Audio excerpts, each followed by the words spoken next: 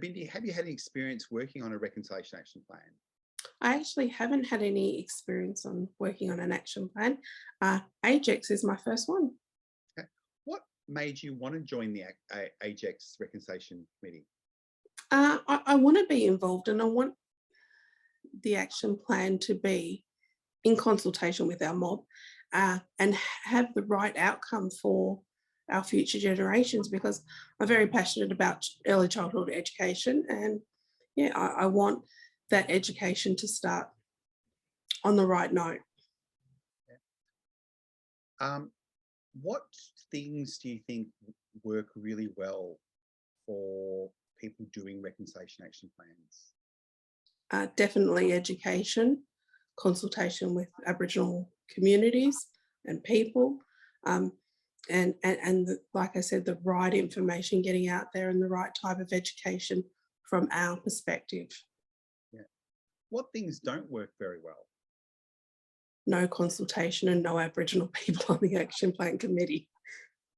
And I know we're laughing a little bit, but I think you would have heard, like me, how many organisations try to do it with no consultation whatsoever?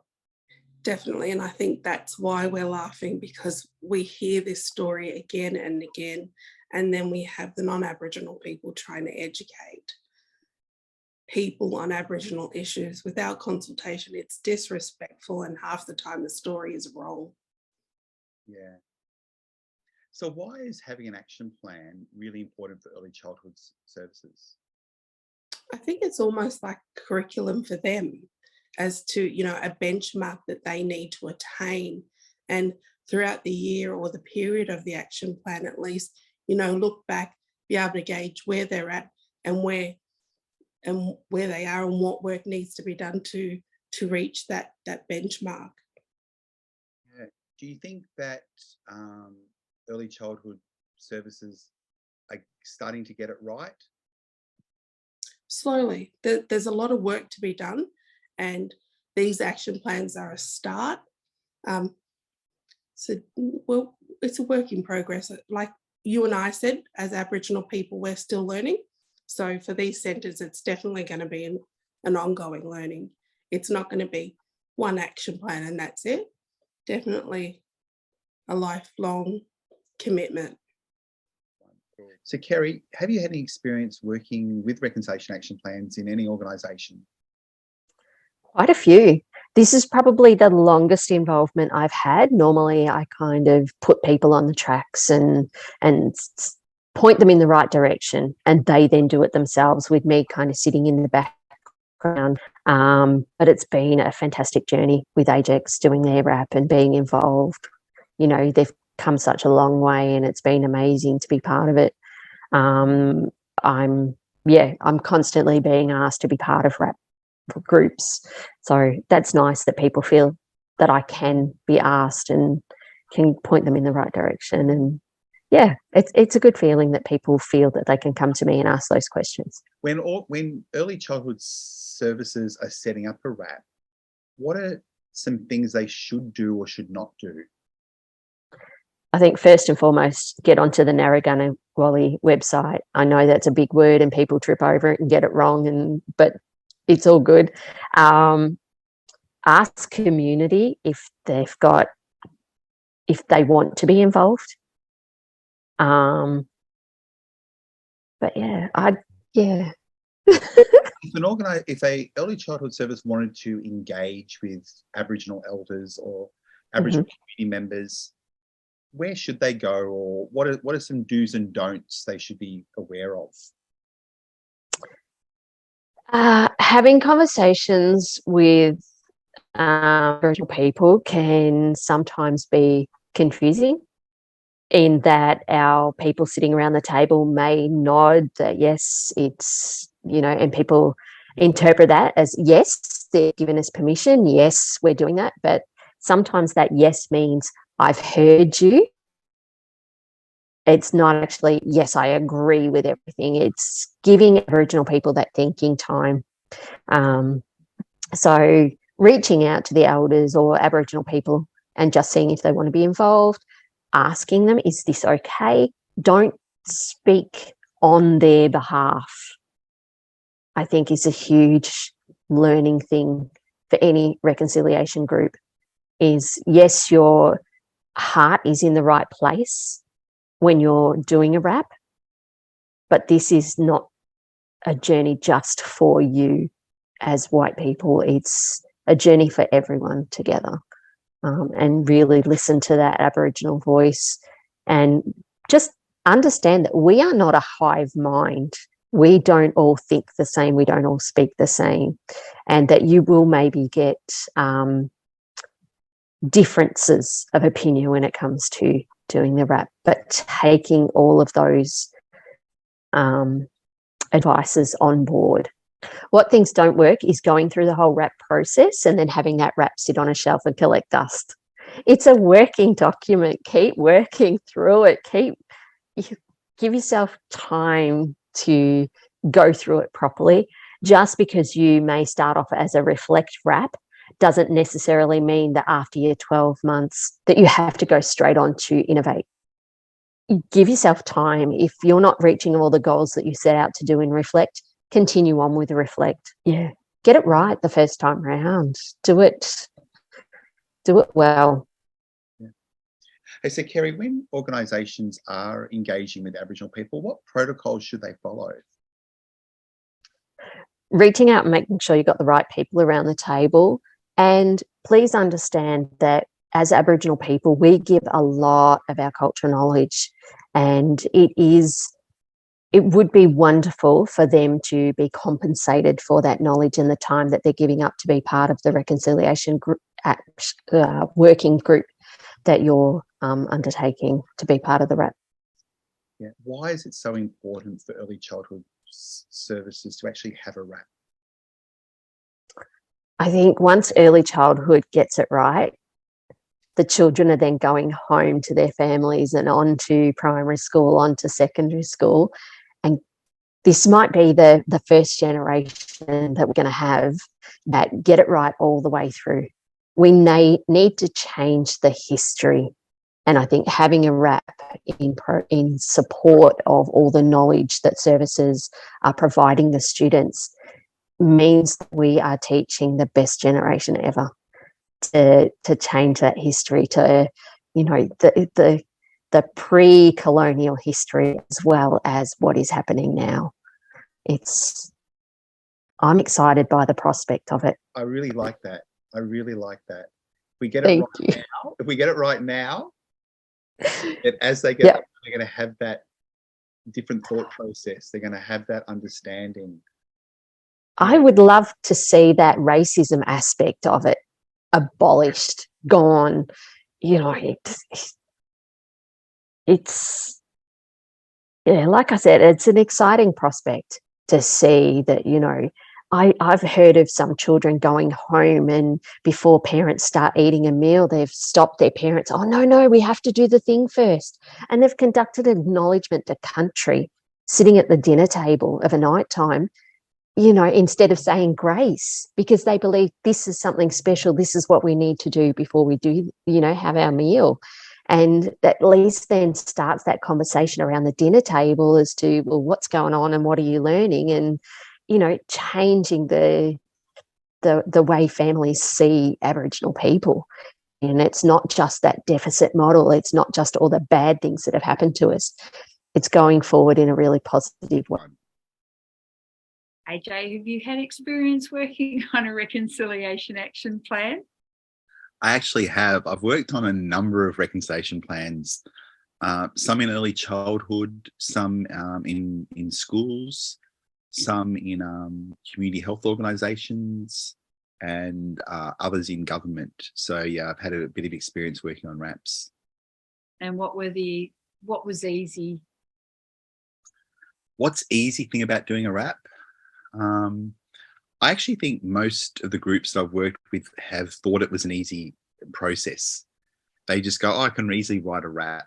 And there's lots of drafts on Reconciliation Australia, and there's lots of drafts on, you know, Nungola Wally. I can do this. All I have to do is write down stuff.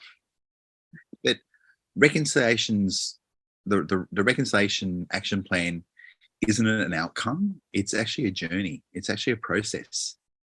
So when they actually realize that it's a process rather than a tick a box thing, that's when it kind of hits them going, oh my God, we haven't been on a journey at all of reconciliation. We've been just saying that we're going to be doing all this stuff, but we actually haven't got a pathway or a process that demonstrates that coming together with Aboriginal people, which is exactly what reconciliation's about. I think too that, you know, having a RAP is so important because it sets the framework up of where you want to be as a organisation within the next 2 or 3 years of your own organisational reconciliation learning pathway, if that makes sense. You know, I always say, people often go, what does cultural capability mean? And I actually go, cultural capability is when you do actually have a reconciliation action plan or Indigenous employment strategy, because it tells me how capable you can be if you set your mind to it and that you start to do some of the actions. I do think, you know, some of the things that people try to rush into too quickly is the trying to make the deliverables first too many actions, if that makes sense. Like they come up with some fantastic ideas. I want to do this, I want to do this, I want to do this, I want to do this. And I have to kind of pull people back sometimes and going, look, before you all of a sudden employ, you know, Aboriginal educators, is the environment that they work in culturally safe? Because if they're not, then you're not going to keep Aboriginal people when you employ them. So the first deliverable might not be about employing Aboriginal people. It might be about creating an environment in which Aboriginal people feel culturally safe, which means it might be developing a couple of frameworks, a framework around what cultural awareness looks like in the organisation for all staff. It might be around, you know, developing the Indigenous employment strategy. And once we get the strategy in place, that's the framework that you're looking at. Once we get those frameworks, then the next RAP will come in, which is often at a different level. And this is where you can do some of those other deliverables. So sometimes it's about, yes, I've got this action in my head. Stop for a second and go, is there a step that I need to do before I do this action? And if there is a step before it, make that your first deliverable. If you can deliver on some of the actions from that deliverable as well, then that's a bonus. But what people tend to do is they try to come up with some actions that can't be met because they haven't thought of the first steps. So it is about thinking of the first steps. Thank you. And advice on where to start, what to do, what not to do. Don't do it by yourself. Okay, that involve Aboriginal people in the journey. It is about making sure that Aboriginal people are paid as part of the process, whether it's a sitting fee, whether it is as a consultant. It's about listening to people's stories. You know, part of the RAP is to get Aboriginal people into an organisation to actually assist, listen to what they've got to say, you know, take on their recommendations, you know, ask them about the terminology they would like to use in community, because they're the stuff that has to be reflective of the RAP that you're actually creating. The RAP is a process, as I said before. So it is a step-to-step of activities that we can undertake in order to better ourselves. And I think that's, if you're ever doing the first RAP, I think the first RAP is really, it's like an internal document. How do we make ourselves culturally safe before we invite Aboriginal people into our service? Whereas sometimes people are actually going, well, we want to do a RAP and we want to invite all these Aboriginal people in, whether they're consultants, families, friends. I think the first RAP is really about looking at yourself. Where do you place yourself as an organisation on the reconciliation journey.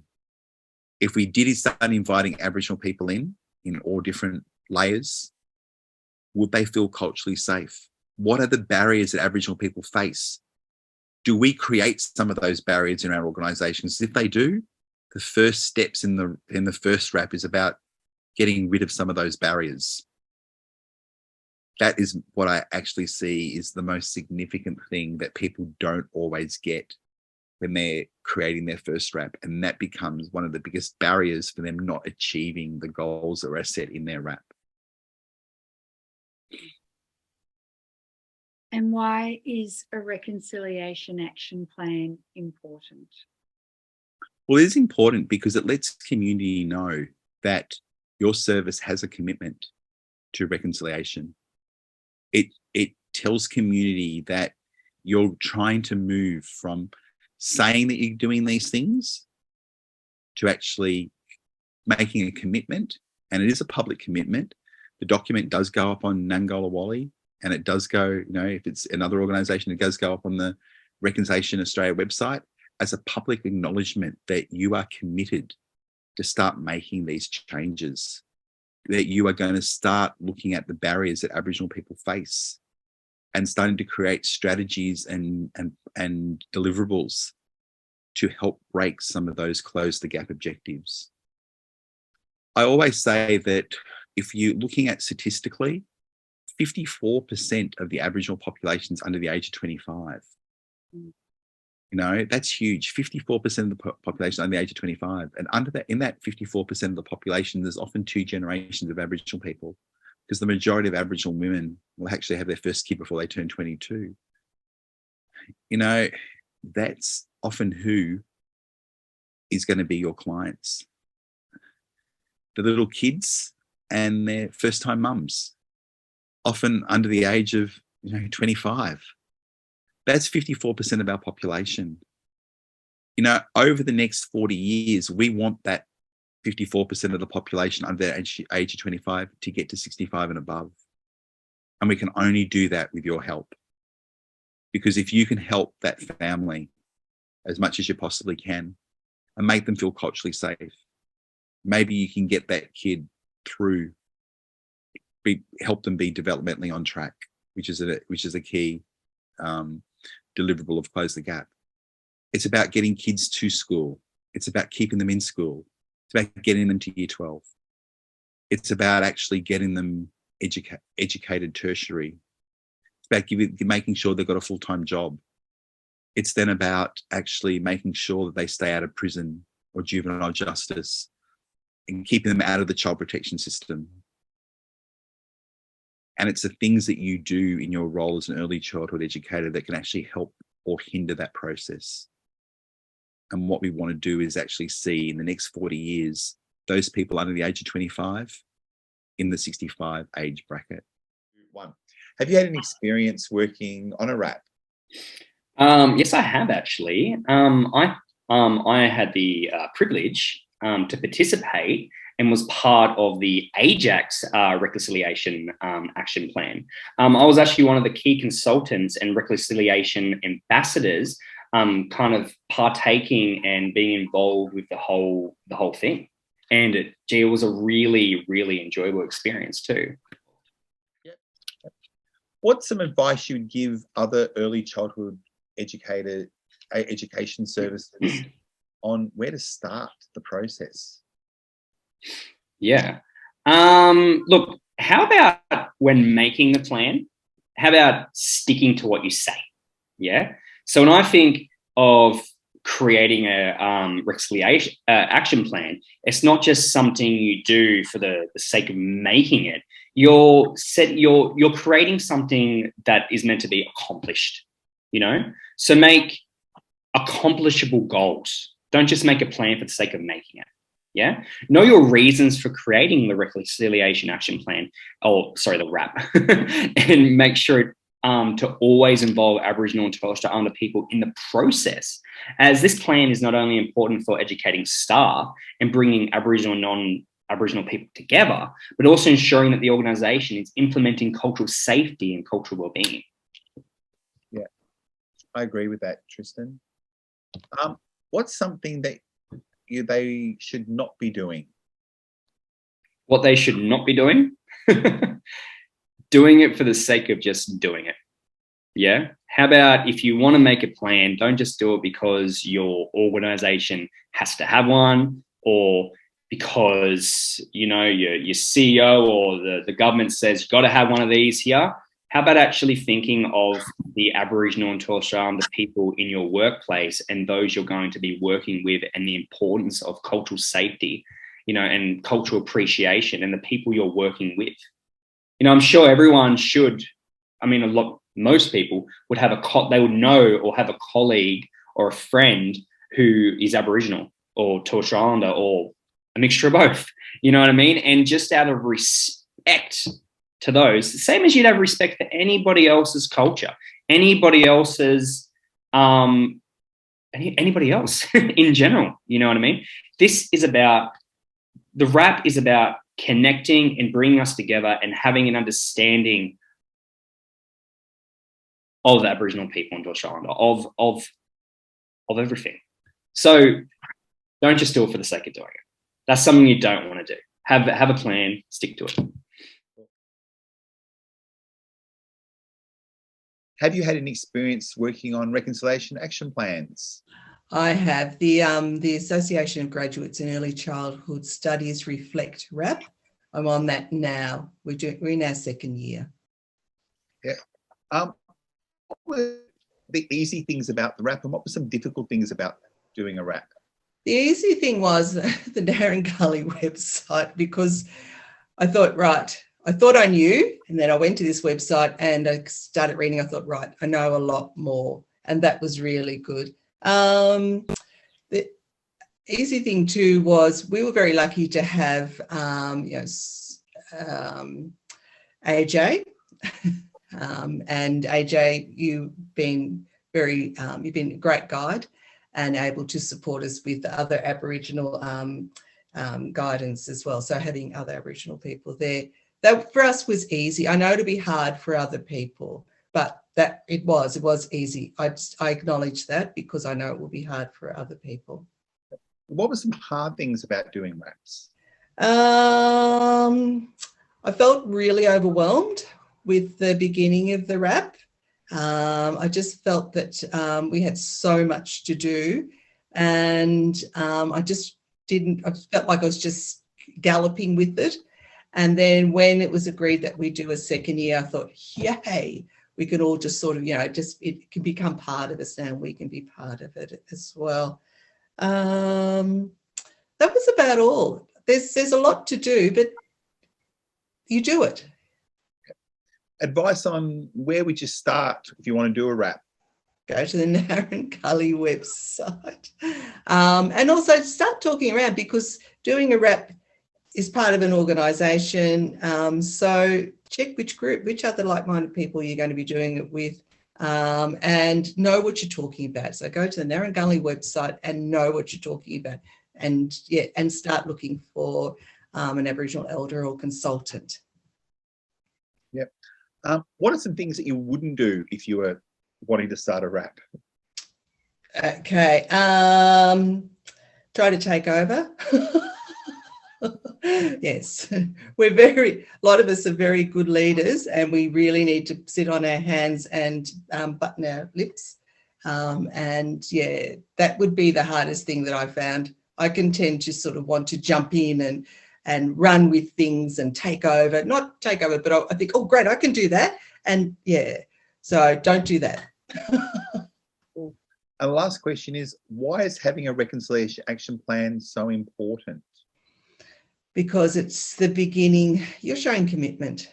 You're doing something yourself, and you are also being guided by Aboriginal people around you who are part of the Aboriginal. You're part of your RAP, and you're being guided by them. So you're starting to develop relationships. You're starting to show understanding. I was not sure if I was going to get anything out of this RAP, and I'm so glad I did. Do not put it off. Do your RAP.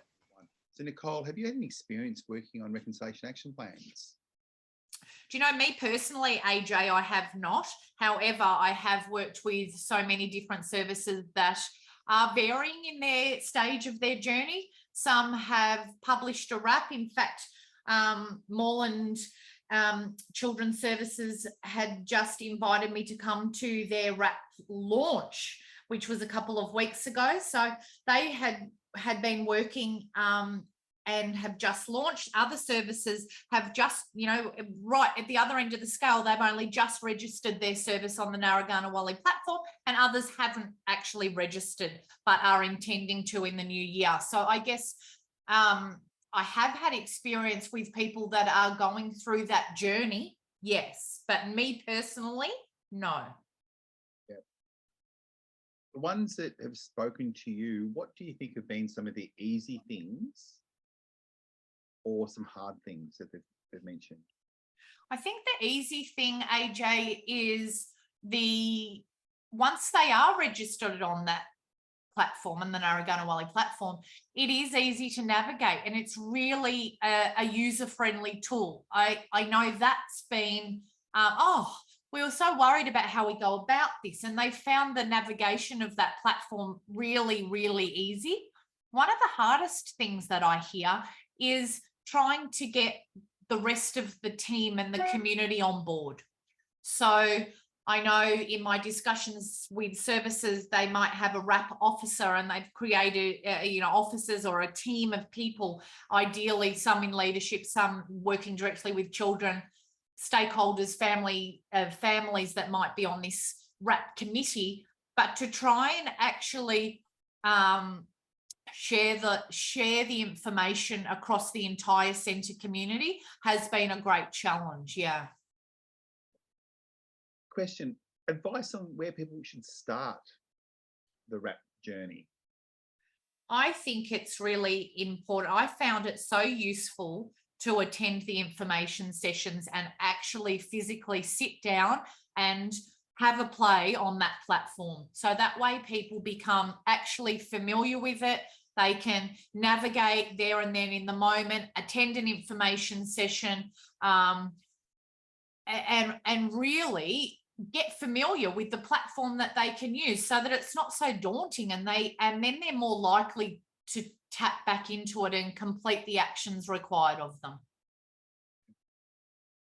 The final question I've got here is, why is having a reconciliation plan important? I think, AJ, it's important for a couple of reasons. I think education and care services, regardless of what service type they are, need to have this document as a commitment to ongoing knowledge building and ongoing respect and safety for Aboriginal children and their families. So I think it's important that everybody has this document as a starting point for making sure it's always going to be a part of the culture of the service. So once you begin, it's a commitment that you continuously work on. It's not going to be something that's no longer existent in the service. So I think that's really important. And I think it's also important because we want to look at avenues to build positive racial identity. And so if we can formalise through policy and documentation these commitments, I think it's really important that we. Sandra, have you had any experience on working on reconciliation action plans? I have had lots of experience working on, and I'm proud to say I've had lots of experience working on reconciliation action plans. I have started many within different services, and it's something that I really enjoy doing. The thing that you need to think about is making your journey authentic and understanding what it is that you're doing and why you're doing it. But Narragansett is a great platform to work with. They're also great people to work with. You have any problems, you ring them, well, you can't ring them anymore, but you can chat online. they have a little chat box, and they've been extremely helpful. And, you know, there are there's professional learning on there, there's curriculum resources. There's no reason for anybody not to know how to meet your actions and deliverables. There's something there for everything. And that sort of helps you with your journey as well, in terms of knowing how to support the children in the curriculum as well. Also, the professional learning for the educators. And I just think it's such a wonderful journey to embark on. For me, I've just felt quite fulfilled and feel as if I'm contributing to a reconciliation journey or path that is so important, because Aboriginal people and Torres Strait Islander people were here before the white people came. Yeah. And it's time that we acknowledge that. It's time that we do something about that. And it's time that Aboriginal and Torres Strait Islander people feel valued. Yeah. What are some easy things about doing a RAP, and some of the hard things about doing a RAP that you've experienced? Look, I think the easy things are the things that you can do, that you can achieve. The harder things are probably is touching base with elders, because there is a section in it where there's an expectation that you're going to contact elders.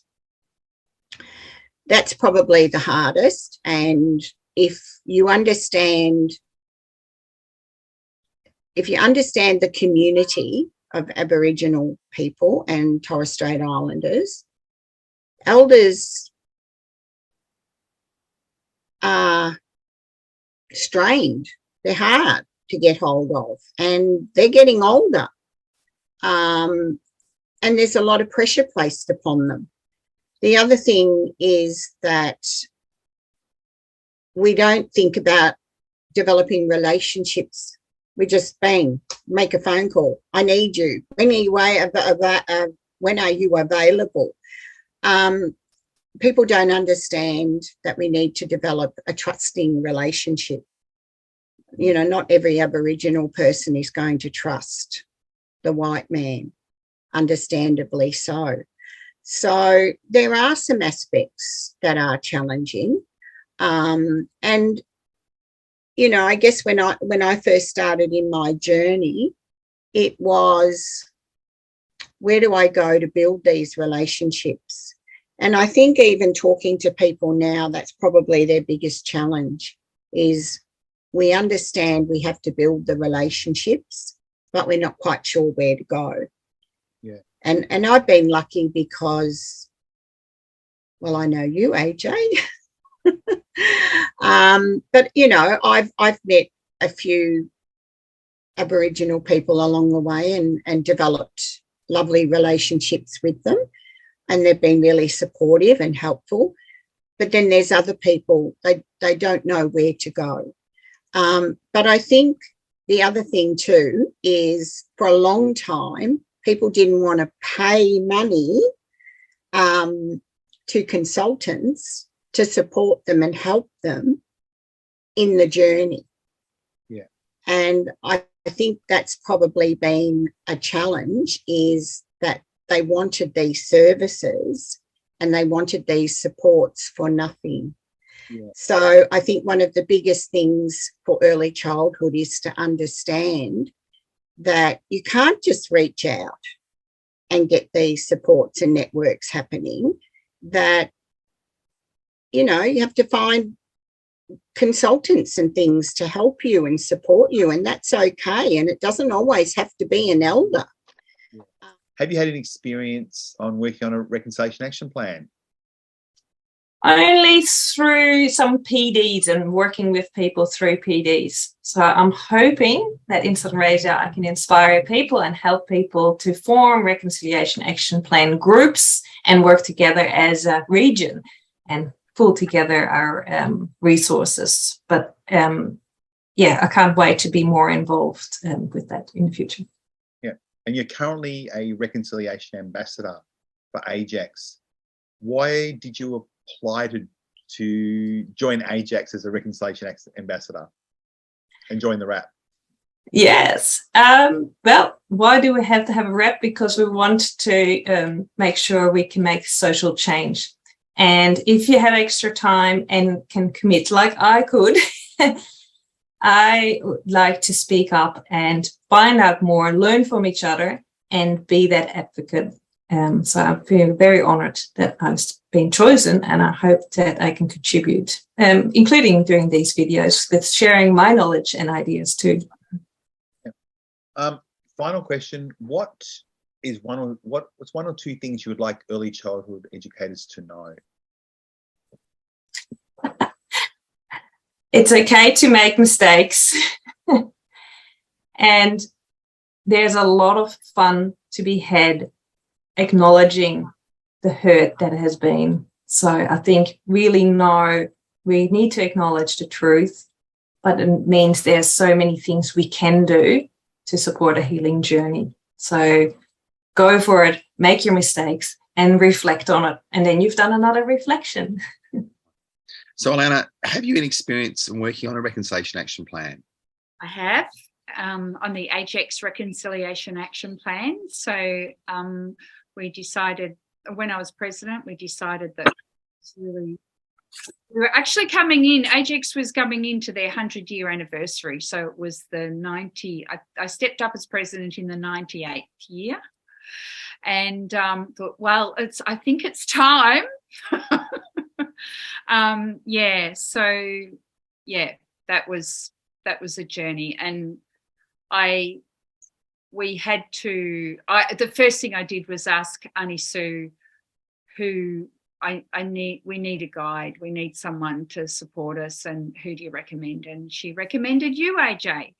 And we've never looked back. We started with a cultural awareness training, which was absolutely imperative and necessary. So starting out, get some cultural. It was really huge to do that cultural awareness training with you right at the start.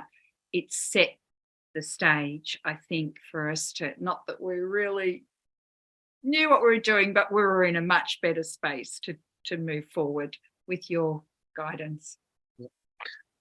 What are some easy things and hard things about working on a RAP? I think once you've got that Aboriginal guidance and support, the easy thing is just listen. Just go, what do we do for that? When you get stuck, just ask. We have also community representatives on the RAP. That was really, really important to have multiple Aboriginal voices. So that was the very easy part, was just to go seek help. Like, what do we do with this, or what do we do next? They weren't doing it for us, but they were certainly there to bounce off, so we could check in all the time. Did you ask what was the hard things? Yeah. I think the hard things was, it was challenging to, sometimes it's just confusing and you just don't know. And I think we're so trained, as I said, as teachers, to be in control. And it's a process, it's a journey. It's not this tick thing, we've done that. It's accepting the process of the whole thing. And sometimes I think we may have all found that a little bit challenging. Yeah. What advice would you give early childhood centres that are wanting to start on the RAP? Where should they start? Well, this is my object. I really want to share about the grants, AGECS grants. So, first of all, if you want to start, I would suggest go to Narragansett Wally. That's a really good start. That will springboard you back to your local to go local, but they'll give you a bit of guidance on how to do that, and that they're really, really supportive. And if anyone wants to know more about that, AJ actually did an interview with Esma and Alana from Narragansett, is that right? From Narragansett, and there's lots of information on that. So I really encourage you to have a look at that, and definitely make sure you've done some cultural awareness training. But also at AGECS, we have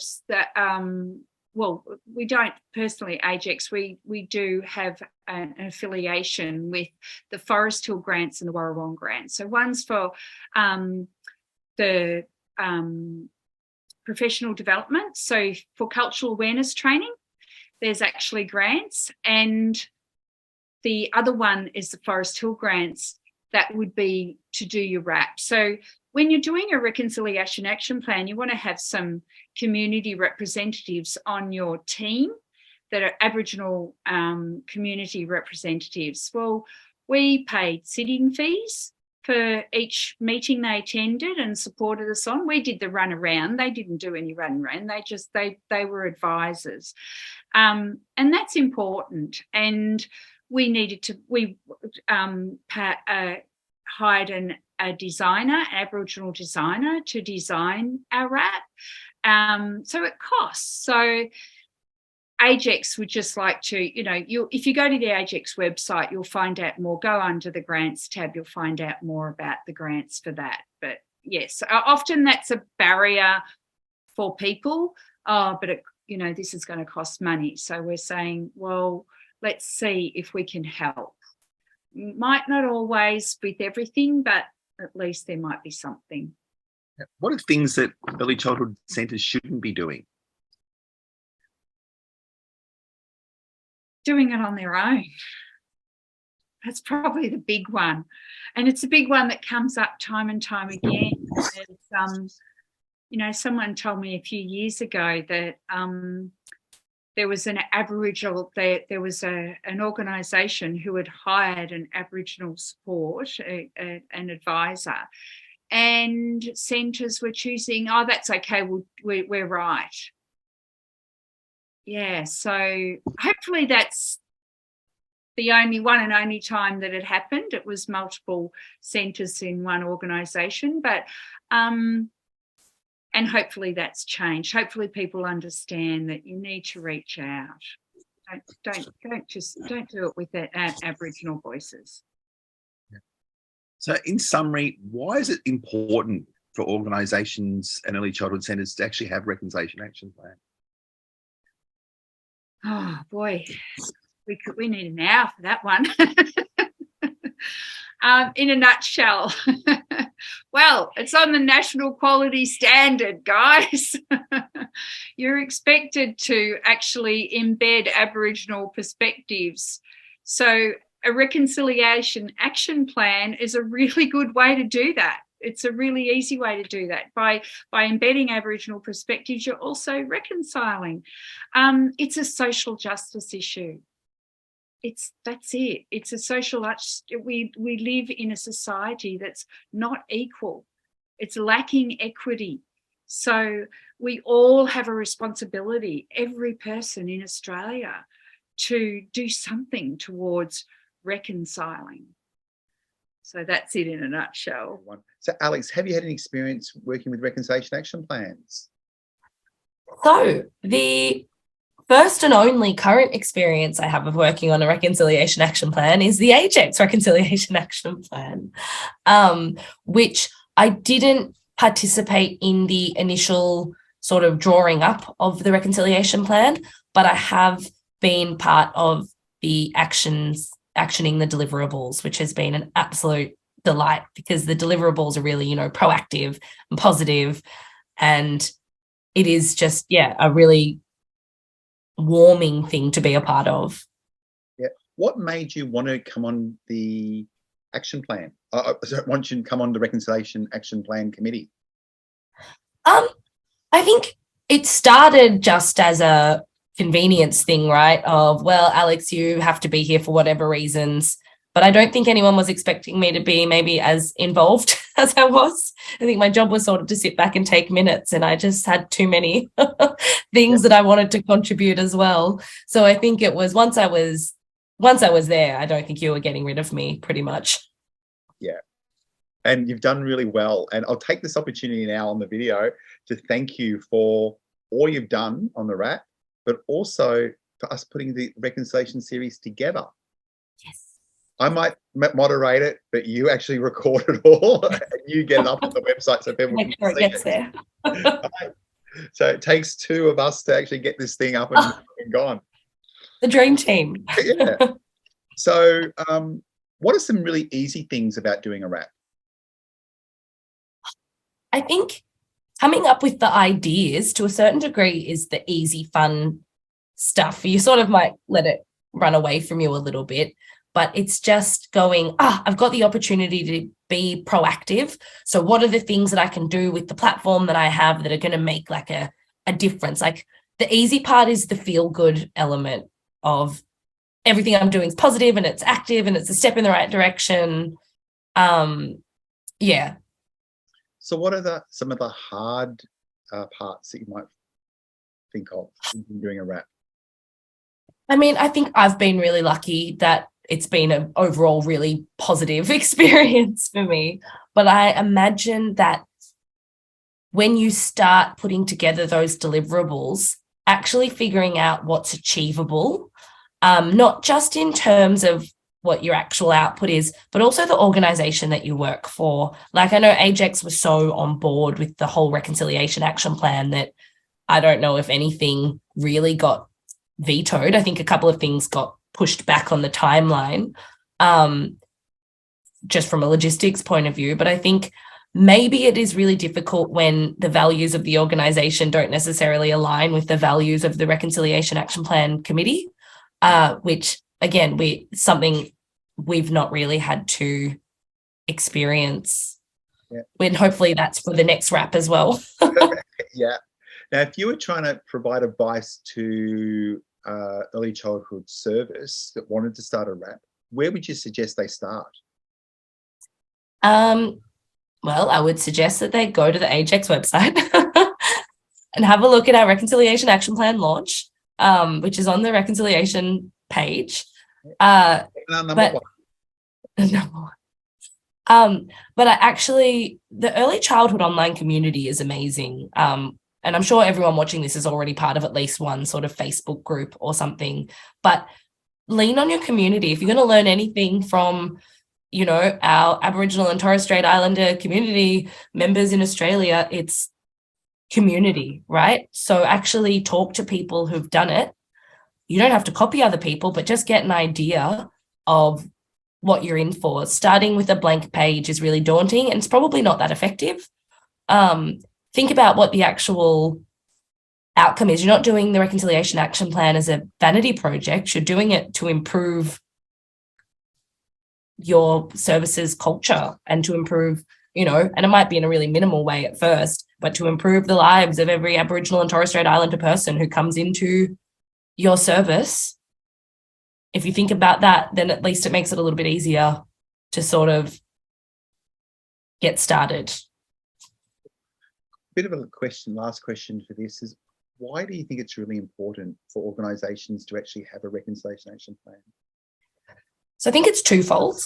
I think reconciliation action plans hold you accountable. So it's heaps of people. I would hope that 99.99% of the population cares about reconciliation and is striving towards being a more open and accepting person. And that's great. But an action plan actually holds you to account. It says you need to come up with these ideas that you are then going to follow through on with these dates. It just means that things get done. But I think the second thing that's really important about a reconciliation action plan is that what you're saying is, this is important. Whether you're saying it to other Australians, or whether you're saying it to other nations, or whether you're saying it to Aboriginal and Torres Strait Islander people in your community, you're saying, I think this is important enough that this is a document that I'm going to dedicate time and energy to doing. And then, you know, hopefully that is sort of like a positive peer pressure that works on other organizations in your area that go, maybe it's time that we, you know, get up and start our reconciliation action plan too. I mean, ideally, in 50 years from now, they won't be necessary anymore. But right now they are, and people need to do them in order to get to that place in the future where they're no longer necessary. Final question I've got for you is, what, if from tonight's conversation with us, what do you want early childhood educators to walk away from knowing? I think the most important thing is that doing something is better than doing nothing. So if you've been sitting on the fence, not sure how to incorporate Aboriginal and Torres Strait Islander perspectives, do literally anything. Printing 2 pictures of the flag from Google and just sticking them up on your wall is better than not doing that. And I think that applies to pretty much anything that you could think of doing. So just get up and actually do something. And you might not be ready to start a RAP yet. Maybe you do need to spend a little bit of time actually getting to a point where a RAP would make sense for your organisation. But just start doing that tomorrow. There's really no good reason not to. Cool, Alex. I'm just watching the time. It's come to the end of our interview. I want to say thank you for chatting with us today, and it's always a pleasure to work with you. So thank you very much. Oh, thanks so much, AJ. I can't believe time went so quickly. Talk to you soon.